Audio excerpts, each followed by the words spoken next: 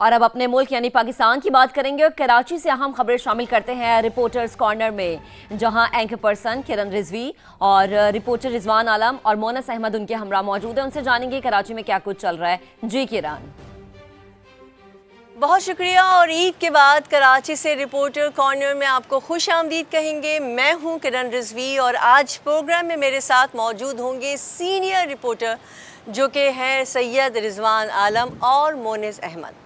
तो जनाब, कराची का मौसम बदल रहा है, गर्मी की आमद है, लेकिन गर्मी जब आएगी तब आएगी। अभी खबरें बड़ी गर्मा गर्म आना शुरू हो गई हैं क्योंकि अमेरिका और ईरान की जंग की जो हीट है वो शहर क़ायद तक पहुंच चुकी है। फ़्लाइट ऑपरेशन मुतासर हो रहे हैं, बहरी जहाज़ की आमदोरफ्त मुतासर हो रही है, उसके साथ साथ कारोबार ज़िंदगी बड़े शदीद मुतासर हुए हैं, लोग खौफज़दा हैं। और दूसरी तरफ हुकूमत की अगर हम बात करें, सूबाई हुकूमत की, तो वो मुख्तलिफ ऑप्शंस ज़ेर गौर है। स्मार्ट लॉकडाउन का नफाज भी हो सकता है। इन्हीं तमाम तर सूरत हाल पर बात करती हूँ मैं। सबसे पहले रिजवान आपसे बात करूँगी। रिजवान, ये बताएं कि पोर्ट से भी कुछ खबरें आ रही हैं, तवज्जो का मरकज़ रहा है पोर्ट, और ये अमेरिका और ईरान की जंग यहाँ क्या हलचल मचा रही है शहर क़ायद में? वाकई बड़ी सिग्निफिकेंट डेवलपमेंट है। और मैं आपको ये अगर ये कहूँ ना कि इस जंग ने आलमी बहरी तजारत का रुख और विजन ही बदल के रख दिया है तो बिल्कुल गलत नहीं होगा। वह दुनिया में ये जो इस वक्त जहाँ जंग चल रही है उनकी जो पोर्ट्स हैं, फजीरा हो गई, ओमान हो गया, अजमान हो गया, जबल अली हो गया, ये वो पोर्ट्स हैं जो दुनिया में मतलब लाइमलाइट में थी ट्रांसशिपमेंट कार्गो के हवाले से, बहरी तिजारत के हवाले से। इस वक्त ये गैर महफूज और महंगी तरीन हो चुकी हैं। और इसके मुकाबले में पाकिस्तान की कराची की जो पोर्ट है वो हम देख रहे हैं कि आलमी नक्शे पे बहरी तजारत के उभर कर सामने आई है। शिपिंग लाइंस का जो है वो रुख जो है वो कराची की जानिब हो गया है।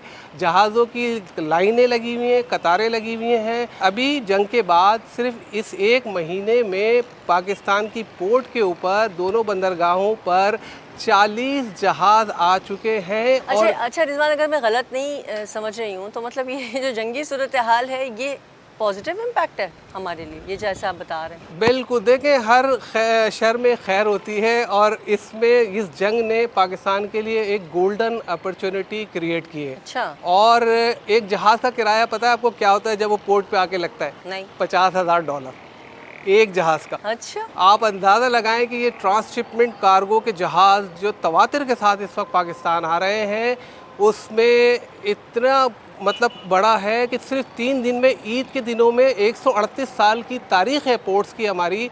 इसमें ईद पे कभी काम नहीं होता था क्योंकि लेबर छुट्टी करती थी। ईद पे भी काम हुआ है। चलें ठीक है रिजवान, मैं भी आपसे मज़ीद भी कुछ बात करूँगी। ज़रा मोनिस, रिजवान ने तो शर में से भी खैर की बात कर दी। आप बताएं, फ़िज़ाई ऑपरेशन भी तो काफ़ी मुतासिर हुआ है ना, तो क्या आदाद शुमार हैं आपके पास? कितनी फ्लाइट मनसूख हुई हैं? यहाँ तो ये सूरत हाल जो रिजवान साहब ने बताई है ठीक है, लेकिन यहाँ कोई ब्लेसिंग इन डिस्गाइज पाकिस्तान के लिए नहीं है। जो एविएशन इंडस्ट्री है ना, अगर मैं ये कहूँ कि इस जंगी सूरत हाल में सबसे ज़्यादा मुतासर होने वाला सेक्टर है तो कोई गलत नहीं होगा। इसकी बुनियादी वजह यह है कि एक अंदाजे के मुताबिक खलीजी ममालिक से एयर ट्रैफिक जो है तकरीबन 15% से ज़ायद दुनिया भर का गुजरता है। और यहाँ पे एयर स्पेसेस बंद हैं। तकरीबन 1 माह के दौरान 91,000 दुनिया भर से मशरिक़ वस्ता की जो परवाज़ें हैं वो कैंसिल हुई हैं। और पाकिस्तान के लिए भी बड़ा नेगेटिव इम्पैक्ट आया है। 1 माह के दौरान तकरीबन 2600 से ज़्यादा फ़्लाइट जो हैं वो कैंसिल हो गई हैं। एयर स्पेसेस बंद है ना, तो हो ये रहा है कि जो नॉर्मल रूट्स हैं उसके बजाय लॉन्गर रूट्स की तरफ जाना पड़ रहा है। आपका फ्यूल ज़्यादा लग रहा है, टाइम ज़्यादा लग रहा है। इस सूरत हाल में टिकट्स महंगे हो गए हैं, 10 से 15-20% तक टिकट्स महंगे हो गए हैं। तो लेकिन मोनिस, इसका असर तो मुसाफिरों में पड़ेगा ना, मतलब फ़िज़ाई कंपनीज़ और जो ट्रैवल एजेंसीज़ हैं उनका कोई नुकसान नहीं हो रहा क्या? देखिए, मुसाफिर तो गैर यकीनी सूरत हाल और अदम तहफ़्फ़ुज़ का शिकार हैं ही, लेकिन अब हो ये रहा है कि एयर स्पेसेस बंद है तो परवाज़ें मनसूख हो रही हैं। जब परवाज़ें मनसूख है तो अल्टीमेट लॉस तो जो एयरलाइंस हैं उनका है, एविएशन इंडस्ट्री का है। और अब तक के जो आदाद शुमार है बताया जा रहा है कि पाकिस्तान का ही तकरीबन इन दिनों में 20-22 अरब रुपए से ज़ायद का नुकसान हो चुका है। रिजवान, ये बताएं, बज़ाहिर तो पाकिस्तान अब तक जो लग रहा है कि वो एनर्जी सप्लाई बहाल रखने में मतलब कामयाब रहा है, लेकिन अगर सूरत हाल तब्दील हो जाती है तो ये रहेगा, इसे बहाल रख पाएगा आगे भी अगर तब्दील हो जाती है? बिल्कुल किरण, देखें इस हवाले से जो हुकूमत की पॉलिसी है वो अब तक कामयाब नज़र आ रही है। अगर हम देखें तो तेल के और एलपीजी के जो है 24 जहाज़ जो है वो पोर्ट कासिम और कराची पोर्ट पर लग चुके हैं सिर्फ एक महीने में। तो पाकिस्तान अपनी ज़रूरत का अप्रैल तक का तेल जो है वो सिक्योर कर चुका है और आगे भी जो है अच्छे माहदे पाकिस्तान कर रहा है। पाकिस्तान ने इस हवाले से बड़ी कामयाब हिकमत अमली इख्तियार की है। हमें इस हवाले से इतना परेशान होने की ज़रूरत नहीं है, लेकिन बहरहाल इसका इम्पैक्ट, क्योंकि आलमी मंडी में तेल महंगा होगा, हमें महंगा मिलेगा, और जब महंगा होता है तो लोग ज़्यादा सौदे करते हैं क्योंकि मज़ीद महंगा ना हो जाए। हुकूमत भी तो कुछ ऑप्शंस ज़ेर गौर ला रही है ना, जिसमें स्मार्ट लॉकडाउन भी है। तो ये क्या स्कूल्स के मुतालिक भी कोई फैसला हो सकता है क्या? कुछ है आपके पास? देखिए बिल्कुल, ये जो किफ़ायत शियारी मुहिम का अब हुकूमत की जानिब से ऐलान किया गया है। सिंध हुकूमत, अगर मैं बात करूँ क्योंकि हम सिंध में खड़े हुए हैं, तो खासी प्रोएक्टिव अप्रोच के साथ नज़र आ रही है। इसकी बुनियादी वजह उन्होंने वाज़ेह तौर पर कह दिया है, फेडरल गवर्नमेंट के जो भी डिसीजन होगा, लॉकडाउन, स्मार्ट लॉकडाउन, हम उसके साथ जाएंगे फौरी तौर पे। और ख़ास तौर पे जो शर्जील मेमन है, सीनियर मिनिस्टर सिंध के, उन्होंने वर्क फ्राम होम फ्राइडे को नोटिफाई कर दिया है। गुज़िश्ता रोज़ वर्क फ्राम होम सरकारी मुलाजमिन का जो है वो देखा गया हमने। उसके साथ साथ सिंध हुकूमत ने 60% गाड़ियाँ जो सरकारी हैं वो ग्राउंड करने का कहा है मुख्तलिफ महकमों की। इसके साथ साथ मुख्तलिफ इक़दामात में जो अहम तरीन है, जिसमें हम आप मुख्तलिफ शहरी मुतासिर हो सकते हैं, वो ये कि शादियों पे जो है कट डाउन होने वाला है। जहाँ पे 500 मेहमान आते थे, कहीं 600, अब कह दिया गया है भाई 200 से ज़ायद मेहमान। शादियों में कट डाउन नहीं हो रहा, शादियों में आने वाले अफराद पे कट डाउन। आप इसको बिल्कुल, आपने मेरी तस्दीक कर दी। शादियों में आने वाले मेहमानों पर मेरे कहने का मकसद वही था। और एक और जो लोगों के लिए आसानी हो गई है, जिसकी तो मैं तायद करता हूँ, one dish, only one dish, जो पहले कभी माजी में अनाउंस किया जाता रहा है लेकिन उस पर इम्प्लीमेंटेशन नज़र नहीं आता। इस मरतबा कह दिया गया है वन डिश होगी, 200 से ज़ायद मेहमान जो है उनके आने की इजाज़त नहीं होगी। शादी हॉल के हवाले से कहा जा रहा है कि जल्दी बंद होंगे। और सबसे अहम, रिजवान साहब से मैं कहूँगा ये मुझे भी बताएं, ताजिरों को कन्विंस करना बहुत मुश्किल हो रहा है, बाजार बंद करने का भी कहा जा रहा है। हुकूमत के इस फैसले को सपोर्ट करेंगे रिजवान? अभी जो है ताजिर बिरादरी दो हिस्सों में तकसीम है इस हवाले से। बड़े ताजिर जो है हुकूमत के साथ हैं और छोटे ताजिर जो है हुकूमत के खिलाफ है। इस हुकूमत के खिलाफ है, ठीक।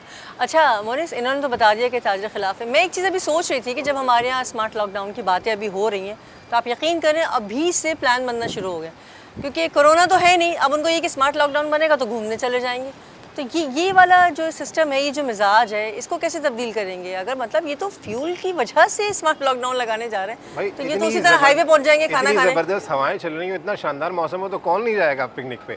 तो ये अज़राए मजाक है। मसला यही है, आपने बिल्कुल सही निशानदेही की। अभी देखिए पिछले दिनों, जिन दिनों ये इत्तला आई थी, या सिर्फ इत्तला नहीं भी आई थी, कन्फर्म अनकन्फर्म चीज़ें थी, पेट्रोल पंप्स पे इतना बेतहाशा रश था, लोगों ने कतार लगा दी, फ्यूल पंप्स बंद हो गए, एक पैनिक सिचुएशन थी। अब गवर्नमेंट ये किफ़ायत शारी मुहिम के तहत इन इक़दामात की तरफ जा रही है, तो न सिर्फ गवर्नमेंट बल्कि बीइंग सिटीज़न हमें भी अपनी जिम्मेदारी का एहसास करना होगा। बिल्कुल, क्योंकि आप देखें पड़ोसी ममालिक में सूरत हाल बड़ी गंभीर है। आप इंडिया की वीडियोस देख रहे हैं, वहाँ पे पंप पे बड़ा बेतहाशा रश है, फ्यूल ख़त्म हो चुका है। फिलिपाइंस में ये सूरत हाल का सामना है।